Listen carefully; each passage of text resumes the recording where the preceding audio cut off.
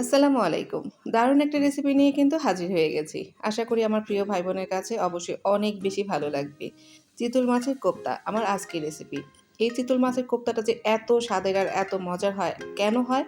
তার পুরো রেসিপিটি নিয়ে কিন্তু হাজির হয়ে গেছি। আশা করি আমার রেসিপির একদম শুরু থেকে শেষ অবধি আমার সাথেই থাকতে হবে। আর যদি ভালো লেগে যায় তাহলে অবশ্যই আমার চ্যানেলটি সাবস্ক্রাইব করে দিবেন। ছোট্ট একটা লাইক দিয়ে আমার চ্যানেলের পাশেই থাকবেন।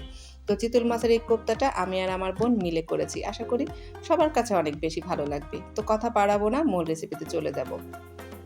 এখানে চিতল মাছের পিঠের যে অংশটা সেটা নিয়েছি বড়, বড় ২ টা পিস। এই মাছটা অনেক বড় ছিল দেখে কিন্তু বুঝে নিয়েছেন। সেই বড় মাছের পিঠের অংশটা নিয়েছি। বড় সাইজের ২ টো পিঠের মাছই কিন্তু আমরা এখানে নিয়েছি। এরপরে এই মাছটাকে যেটা করতে হবে, শিল-পাটার উপরে রেখে ঠিক এইভাবে আলতো হাতে খুব ভালো করে এটাকে ছেঁচে নিতে হবে। আলতো হাতে কেন চাচবেন? যদি বেশি জোরে ছেঁচতে যান তাহলে কিন্তু পিঠের যে চামড়াটা এটা কিন্তু ছিঁড়ে যাবে। আর ছিঁড়ে গেলে কিন্তু কোপ্তাটা ভালোভাবে আ করা হবে না আরকি। যাই হোক আলতো হাতে করে এভাবে ছেঁচে নিয়ে মাছটা যখন বের হয়ে আসবে, তো মাছের মধ্যে যত কাঁটা আছে এই কাঁটাগুলো ভালো করে পরিষ্কার করে নিতে হবে যাতে করে মাছের মধ্যে কোনো কাঁটা না থাকে। এবার কিন্তু আমাদের মাছগুলো খুব সুন্দরভাবে বাছা হয়ে গেছে, পরিষ্কার করা হয়ে গেছে।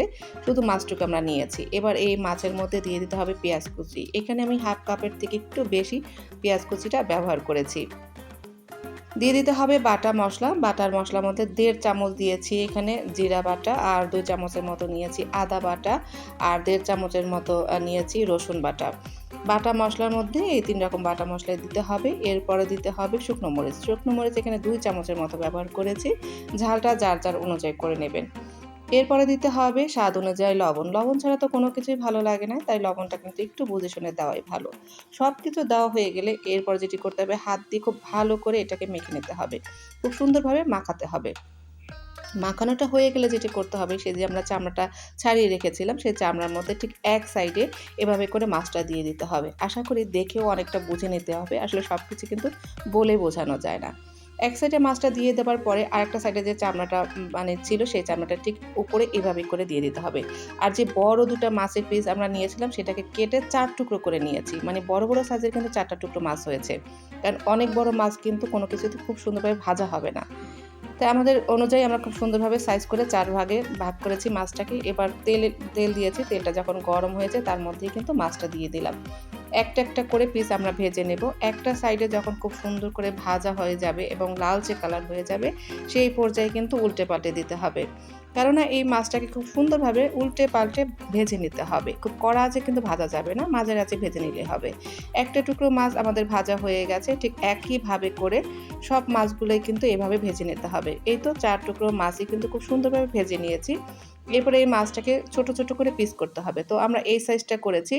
এতটুকু পুরুত্ব থাকলেই কিন্তু হবে। বেশি একটা মোটা করতে যাবেন না বা বেশি একটা পাতলা করতে যাবেন না। এখন এই পিসগুলো আমরা ভেজে নেব। চামড়া সহকারে আমরা ভেজে নিয়েছিলাম। কাটার পরে ২ সাইডে হালকা করে একটু ভেজে নিলাম আরকি। সেই একই তেলের মধ্যে রান্নাটা করে নেব। তেলের মধ্যে আমরা দিয়েছি পেঁয়াজ বাটা, 1/2 কাপের মতো পেঁয়াজ বাটা ব্যবহার করেছি। আর ২ টেবিল চামচ দিয়েছি রসুন বাটা, ১.৫ চামচের মতো দিয়েছি জিরা বাটা, আর ২ চামচের মতো দিয়েছি আদা বাটা। ৩ রকমের বাটা মসলা দেওয়া হয়ে গেছে। এরপর দিতে হবে শুকনো মরিচের গুঁড়া। এখানে ১.৫ চামচ শুকনো মরিচের গুঁড়া ব্যবহার করেছি। আসলে অনেকগুলো মাছ হয়েছে, সেই আন্দাজ করেই কিন্তু মসলাগুলো দিতে হবে। স্বাদ অনুযায়ী দিয়ে দিতে হবে লবণ, আর উঁচু করে ১ চামচ দেওয়া হয়েছে হলুদের গুঁড়ো। এবার যেটি করতে হবে, সামান্য পরিমাণ একটু পানি দিয়ে মশলাটাকে খুব ভালো করে কষিয়ে নিতে হবে। দিয়ে দিতে হবে ৬-৭ টার মতো কাঁচামরিচ। আসলে ঝালটা বললাম না, যার অনুযায়ী করে দেবেন। একবারে শুধু পানি ব্যবহার করেছি, আর কোনো পানি ব্যবহার করা যাবে না।